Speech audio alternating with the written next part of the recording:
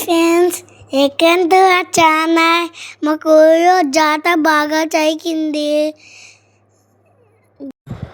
అది రైల్వే కోడూరు జాతర అండి. ఇప్పుడు ఆడ మండపం చేశారు.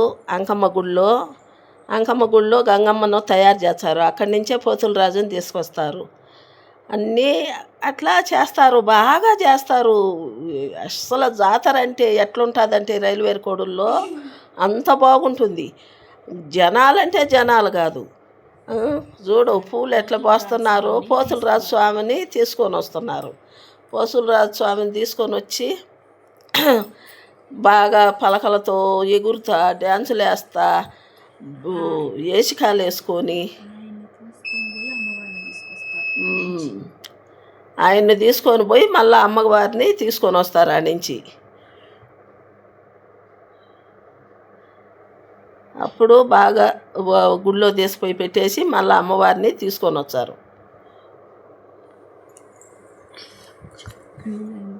క్యూలు చూడండి ఎట్లా కట్టినారో, ఎంత జనం ఉంటారో ఏమో.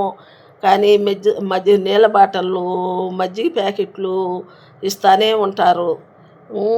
భోజనాలు కానీ అయినా కానీ బాగా చూసుకుంటారు. అన్నీ ప్యాండ్లు పెట్టుండారు. అన్నీ అవి కట్టినారు. కివులు కట్టి ఎంతవరకు బజార్ వరకు ఉంటాయి ఆ కివులన్నీ. 3 కివులు ఆ పక్క, ఈ పక్క 2 కివులు, అట్లా 5 కివులు కట్టి ఉంటారు. 5 కివులకు జనాలు నిండిపోయి ఉంటారు. అబ్బా, జనం అంటే జనం కాదండి. డీజే టిల్లు పెట్టి ఉంటారు. ఆ డీజే టిల్లు కోసము జనాలు చూడు ఏమి పాకులాడుతున్నారు. ఇది రేపు జాతర. ఈరోజు ఆమెని గుళ్ళో తయారు చేస్తూ ఉంటారు. ముందు రోజు రాత్రి డీజే బాక్సులు పెట్టి ఊరంతా వినిపిస్తుందండి.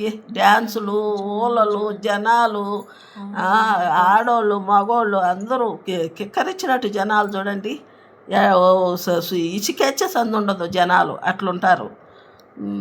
అట్లా చిన్నపిల్లోళ్ళు, పెద్దోళ్ళు అందరూ జాతర అంటే అదొక ఆనందం.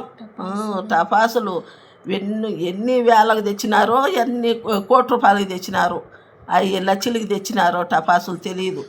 3 రోజులు మోగినట్టే టపాసులు మోగినట్టే ఉంటుందండి జాతర. అస్సలకు ఎంత బాగుంటుందంటే అంత బాగుంటుంది. ఎన్ని పొట్టేళ్ళు నరుకుతారు, ఎన్ని మేకపోతలు నరుకుతారు. వేషాలు వేసుకొని వచ్చేవాళ్ళు వేషాలు వేసుకొని చాలా బాగుంటుంది చూసేదానికి. రైల్వే కోడూరులో భలే బాగా చేస్తారు. నెక్స్ట్ తిరుపతిలో కూడా అట్లే చేస్తారు. వాళ్ళు నరుక్కుంటానే ఉన్నారు.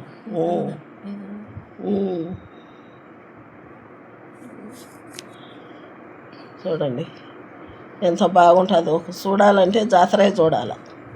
అంత ఆనందం, అంత చక్కదనంగా రంగుల రాటాలు, అంగళ్ళు, అమ్మవారి అలంకార, పూలతో అలంకరణ, ఆ గుడి అలంకరణ ఎంత బాగుంటుంది. బాయ్.